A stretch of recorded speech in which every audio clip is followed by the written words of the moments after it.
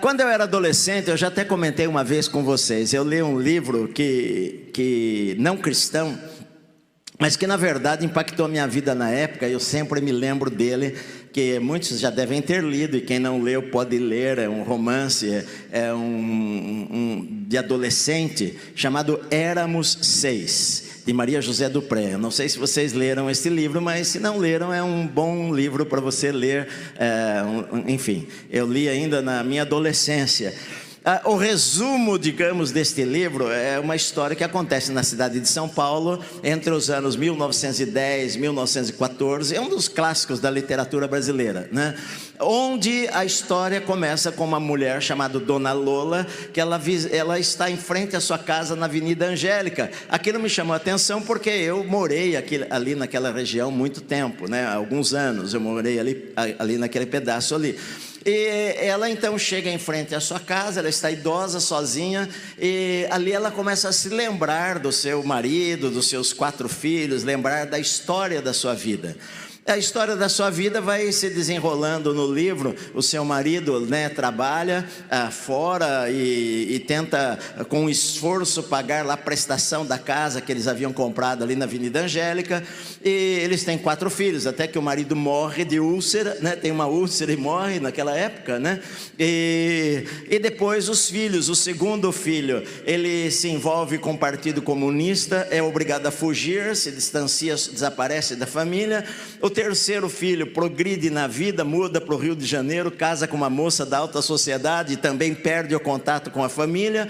A menina mais nova casa com um rapaz desquitado, né? A palavra, né, que hoje a gente não usa mais, mas é divorciado. Casa com um rapaz desquitado e foge também, e deixa a mãe com o seu outro filho, o filho mais velho chamado Carlos, que deixa de estudar querendo ser médico. Ele deixa para morar com a mãe, até que o Carlos também morre de uma doença parecida com o pai, e a mãe fica sozinha. E ela vende a casa, vai morar na Barra Funda, e vai morar numa pensão, e ali onde ela termina os seus dias. Então esse é o resumo da história. Começa dizendo éramos seis, e na verdade a história termina com aquela mulher morando sozinha, o que na verdade retrata a história de muitas famílias, a história de muitas pessoas, né? Em que no começo da vida, geralmente tudo é maravilhoso e empolgante. A gente se alegra com os começos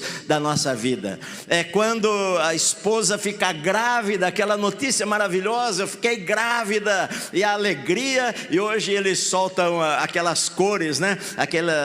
O azul, o rosa, para saber se é menino ou menina. Ou o dia do casamento, aquele dia que você fala: é o dia mais feliz da minha vida, eu estou me casando com alguém que eu amo, com alguém que eu quero passar o resto da minha vida. Enfim, todos os começos da nossa vida, é do casamento, é quando o filho nasce e você fala: este é o meu filho amado, minha filha, eu vou sempre estar perto dele, ele sempre vai estar perto de mim, ele sempre será uma criança obediente. Enfim, os começos geralmente são muito alegres, são empolgantes, são maravilhosos, são felizes na nossa vida. O problema é o meio, é o processo. Porque nesse texto aqui da Bíblia também acontece tudo de uma maneira maravilhosa no começo. Aconteceu num daqueles dias. Lucas fala isto, não fala o dia, porque Lucas no Evangelho ele não segue uma sequência, ele não segue a sequência dos fatos. Ele então coloca num daqueles dias, mas Marcos identifica o dia no capítulo 4. Marcos diz que era um dia em que Jesus estava ensinando à beira do mar da Galileia, ou lago de Genezaré, ou mar de Tiberíades, como é chamado, e hoje é Quinerete. O mar da Galileia para os judeus é Quinerete, Haknerete. Então Jesus estava ensinando à beira do mar da Galileia, e naquele dia ele passa o dia todo ensinando as das parábolas do reino. Ele fala sobre a semente, ele fala sobre muitas coisas. E o dia termina praticamente no final da tarde. Jesus está extremamente cansado em falar o dia inteiro e tantas viagens que ele fazia. Então ele diz para os seus discípulos, ele entra no barco, ele fala: vamos passar para o outro lado do mar, ou do lago, como Lucas gosta de usar essa palavra. Em Mateus e Marcos gostam de usar mar da Galileia, mas Lucas usa a palavra lago, porque na verdade era um lago. O lago de Genezaré, o Quinerete, ele mede mais ou menos 22 quilômetros de comprimento por 12 quilômetros de largura. Você enxerga de uma margem na outra. Na verdade um lago, é o lago mais baixo na face da terra, fica 220 metros mais ou menos abaixo do nível do mar Mediterrâneo, que é próximo dali. Então é um buraco, na verdade, de água doce, é o buraco que tem mais água, na verdade, no Oriente Médio, água doce que você pode beber e que alimenta a Israel, a maior parte de Israel. A água acaba saindo ali daquele lago. Então olha só, Jesus fala: vamos atravessar para o outro lado. Jesus está próximo da cidade de Cafarnaum e ele vai atravessar para o outro lado, porque ele tem uma missão de Deus para realizar do lado de lá. Que o texto seguinte vai mostrar de um homem possesso por demônios, que Jesus vai libertar aquele homem lá. Jesus estava indo para o outro lado porque havia ali um homem que ele queria salvar. Um homem que morava lá na região de Decápolis, ou das 10 cidades gregas, gentias, não crentes, não judeus.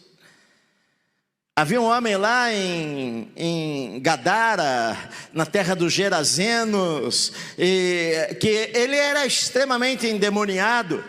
Ele tinha 6.000 demônios possuíram o corpo dele. 6.000, uma legião. 6.000 demônios. Ele vivia num cemitério. Havia ali um cemitério do outro lado, lá num penhasco que havia lá, havia um cemitério, e ele vivia entre o cemitério, no meio dos defuntos lá, andando pelos túmulos dia e noite, gritando, se batendo com pedras, terrivelmente endemoniado. Tentaram prendê-lo várias vezes e acorrentá-lo, mas ele quebrava as correntes pela força dos demônios que estavam no corpo daquele homem. E Jesus sabia disso daí, e Jesus estava atravessando o lago para ir lá libertar aquele homem e fazer dele um missionário, porque aquele homem iria se converter e queria ir com Jesus. Senhor, eu quero ir com o Senhor. E Jesus falou: vai para os seus, vai para a tua casa e fala o que o Senhor tem feito por você. E a Bíblia diz que ele foi por aquelas cidades pregando o evangelho. Nesse texto tem 3 perguntas. A primeira delas os discípulos fazem para Jesus. Aqui no nosso texto está como uma afirmação: mestre, mestre, estamos perecendo. Mas quando você lê os 3 textos, eles se complementam. Eles chegaram para Jesus e falaram: mestre, não te importas que perecemos? Não te importas que nós vamos morrer?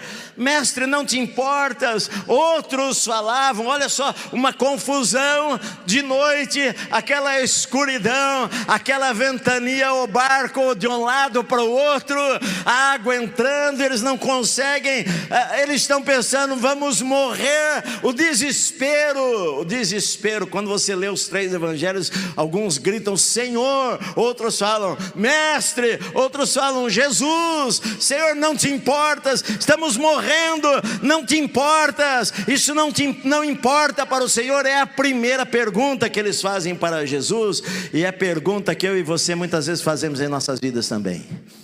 Quando nós estamos em tempestades e parece que Deus está dormindo, parece que Ele não se importa. Jesus está dormindo enquanto nós estamos passando por um momento difícil em nossa vida. Oramos e nada acontece. Tempestade parece que aumenta, Deus não responde, parece que está calado, está sossegado. não se importa com a nossa vida, não se importa com a nossa dor, não se importa com o que estamos passando. Parece que Deus não se importa. Foi isso que os discípulos falaram: Senhor, o Senhor não se importa. E é o que eu e você muitas vezes falamos. Quando você está no hospital: Senhor, não se importa, o meu filho está lá na cama, e você ora, Senhor, o Senhor não está vendo, o Senhor não se importa com o que está acontecendo. É claro que Deus se importa, meu amado. Quando eu leio a Bíblia, eu percebo que Deus se importa conosco.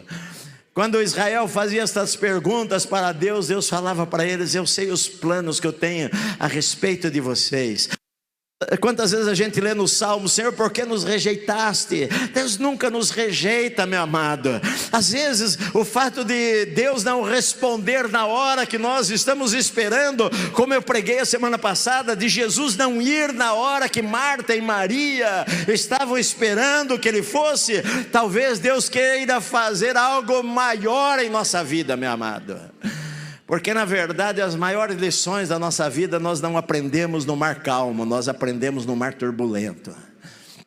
Nas tempestades da vida é que a nossa fé cresce. Nas tempestades da vida é que nós aprendemos a olhar para Deus. Nas tempestades da vida é que nós aprendemos a confiar no Senhor, a crermos que Ele não vai nos abandonar em nenhum momento. Nas tempestades da vida é que nós temos esperança de que nós vamos chegar do lado de lá, meu amado. É nas tempestades da vida que nós aprendemos a caminhar com o Senhor, a vermos milagres acontecerem. É quando você se sente pequenininho demais, mas você ora e sai daquele quarto de oração forte. Quando parece que tudo está caindo à tua volta. Quantas vezes eu falei para vocês que às vezes eu entrei no quarto da minha casa de madrugada para orar, e me sentindo pequenininho, parecia que o mar estava caindo em cima, mas de repente aquela presença de Deus tão grande, que as maiores lutas se tornam insignificantes, meu amado. Então eu preciso saber que Deus me ama, que Deus se importa com a minha vida, que eu sou especial para Deus. Deus se importa de tal maneira que Ele enviou o seu Filho para morrer no meu lugar, mesmo eu sendo rebelde, desobediente. Deus prova o seu amor para conosco pelo fato de Jesus ter morrido por nós na cruz quando nós éramos ainda pecadores, meu amado. Sim, Deus se importa com você. Mesmo que você não veja, Deus se importa com você. Ele vê as tuas lágrimas, Ele vê o teu choro, Ele vê a ansiedade, Ele vê o teu coração às vezes que está sofrendo, Ele vê todas estas coisas. O que Ele quer que você aprenda no meio das tempestades é ficar firme, independente da altura das ondas do mar, meu amado. Ficar firme com o Senhor, não importa o que aconteça. Então eu preciso saber, sim, Deus se importa. Deus se importa com a nossa vida. Deus tem cuidado de nós. Como Pedro fala, 1 Pedro 5 fala: lançando sobre Ele toda a vossa ansiedade, porque Ele tem cuidado de vós. Ele tem cuidado de vós. Se eu for olhar para a minha vida, eu posso falar: Deus tem cuidado de mim, Deus tem cuidado da minha vida nos mínimos detalhes. Às vezes coisas acontecem que parece que estão fora do controle, mas não estão fora do controle de Deus. Deus continua assentado sobre um trono, reinando sobre todas as coisas, e Ele sabe cada detalhe da minha vida. Ele sabe o que vai acontecer amanhã na minha vida, e não é porque Ele não se importa comigo que às vezes acontecem momentos difíceis, mas Deus se importa comigo. Deus se importa com você, meu querido. Segunda pergunta foi Jesus que fez para os seus discípulos. Ele pergunta para eles: por que vocês são assim tão tímidos? Por que vocês são tão tímidos? Por que vocês são medrosos? Vocês não têm fé? Em outro texto: onde está a sua fé? Você não tem fé? Por que vocês estão com medo? Vocês não têm fé? É a pergunta que o Senhor faz para mim e para você. Você está passando por um momento difícil na vida, o Senhor está dizendo para você: por que você está com medo? Você não tem fé? Você não crê num bom Deus? Você não crê que Deus cuida dos detalhes da vida? Você não crê nele? Eu entendo que todos nós tenhamos medos em nossa vida. Nós temos medo, às vezes, de tragédias. Nós temos medo de perder pessoas que nós amamos. Nós temos medo, às vezes, de ficar doente. Nós temos medo, as pessoas têm medo de coisas. Enfim, tem medo de morrer, tem medo disso, daquilo. Sabe, às vezes a gente tem medo, e o medo é uma emoção que pode vir em um momento difícil da vida, mas eu não vivo pelo que eu sinto, eu vivo pelo que eu creio, meu amado. Jesus havia dito para eles: vamos passar para o outro lado. Jesus não falou: vamos entrar nesse barco, porque nós vamos morrer no meio do caminho. Jesus falou para eles: nós vamos passar para o outro lado. Se o Senhor falou, está falado, meu amado. Se o Senhor falou, Ele vai fazer aquilo que Ele falou em nossa vida. Às vezes a gente não enxerga as coisas.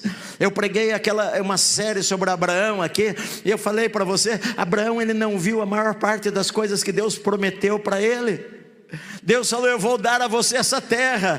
Quando Abraão morreu, a única terra que ele tinha era aquele terreno que ele comprou, onde ele enterrou Sara, sua esposa, a caverna de Macpela. Era a terra que ele tinha. E Deus falou: olha, onde pisar as plantas do teu pé, levanta os teus olhos, olha para o norte, para o sul, olha para cá, olha para lá, esse lugar eu dei para você. Mas Abraão não viu isso com seus olhos, só pela fé.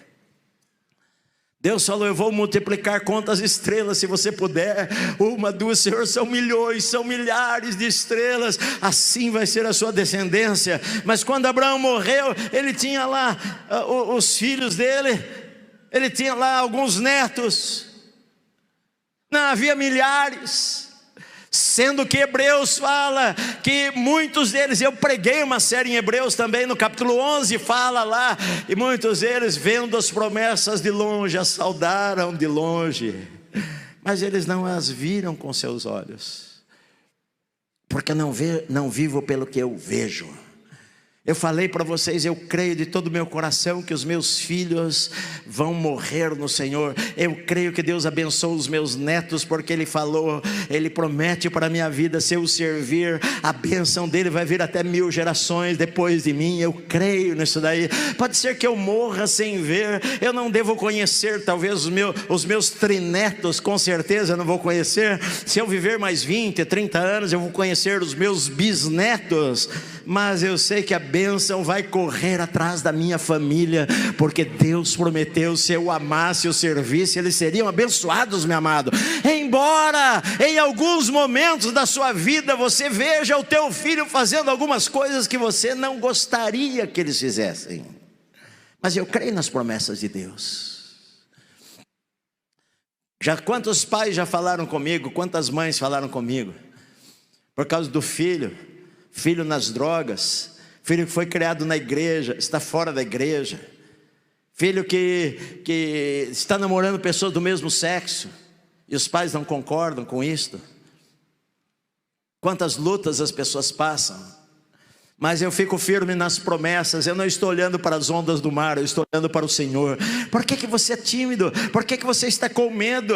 Porque onde está a tua fé? Você não crê, meu amado. Você não crê em milagres. Você não crê que Deus pode fazer com que o mar e o vento se acalmem. Você não crê que Deus é poderoso para fazer infinitamente mais do que você possa imaginar em sua vida. Você não crê nisso daí, meu amado? Eu creio nisso daí, eu creio nisso daí. Quantas vezes eu já falei para você? Semana passada eu falei: daqui a 100 anos ninguém que você conhece vai estar vivo. Os filhos não vão estar vivos. É bem possível, se você tem neto, eles já morreram também. A vida é uma fumaça. Por que você fica sem dormir por causa de um problema? Ou porque diante de uma tempestade você está desesperado, porque você não sabe o que fazer? Aprenda a entregar nas mãos de Deus, descansar e confiar nele, meu amado. Deus sabe o que faz. Ele é todo poderoso para mudar circunstâncias. Em uma única palavra, o Senhor bastou, Ele levantou e falou para o vento: acalma-te, emudece. Ele falou para o vento, para o mar, e no mesmo instante o vento cessou e aquele mar ficou calmo naquela madrugada. Uma palavra: Lázaro, sai para fora. E aquele que estava enterrado há 4 dias saiu andando enfaixado com o seu rosto e o seu corpo. Esse mesmo Senhor que falou para o vento foi o que falou lá: haja luz, e houve luz. Ele é todo poderoso. Por que você fica desesperado com os problemas? Por que você coloca demasiadamente os seus olhos nas tempestades? Se Jesus está em nosso barco, tudo vai acabar bem, meu amado. Talvez não acabe do jeito que você imagina, mas tudo vai acabar bem, porque nada saiu do controle de Deus. Ele continua controlando cada circunstância da minha vida e da sua vida. Nós que o amamos, nós entregamos a nossa vida a Ele. Nós falamos: Senhor, eis aqui a minha vida, está nas tuas mãos. Se está nas mãos dele, deixa Ele fazer como Ele quer fazer. Algumas vezes o oleiro lá para amassar o barro e fazer lá um vaso, às vezes dói, às vezes a gente pode chorar, mas a gente aprende a estar firme no meio das lutas, a não olhar para as circunstâncias, a olhar para o Senhor. E a terceira pergunta que está aqui no texto é a pergunta que os discípulos, primeiro os discípulos falaram para o Senhor: Senhor, não te importas conosco, não importa com a nossa vida? Depois Jesus perguntou para eles: por que vocês são tímidos? Onde está a fé de vocês? E por último, os discípulos perguntam uns para os outros, diante daquela madrugada em que aquela tempestade de repente desaparece, é aquele mar calmo, e de repente eles conseguem enxergar as estrelas e o céu. De repente não há mais vento nenhum, e o barco desliza naquele lago, nas águas retas, tranquilas. Um olha para o outro, o desespero se torna maior no coração deles, o medo, a admiração. A pergunta é: quem é este aí que até o vento e o mar obedecem a sua voz? É a pergunta que um faz para o outro, meu amado. Quem que é este? Quem que é este daí? É a pergunta que eu tenho que fazer para você, é a pergunta que você tem que fazer para mim quando você estiver no meio da tempestade. Quem é que está conosco? Quem é este que está conosco?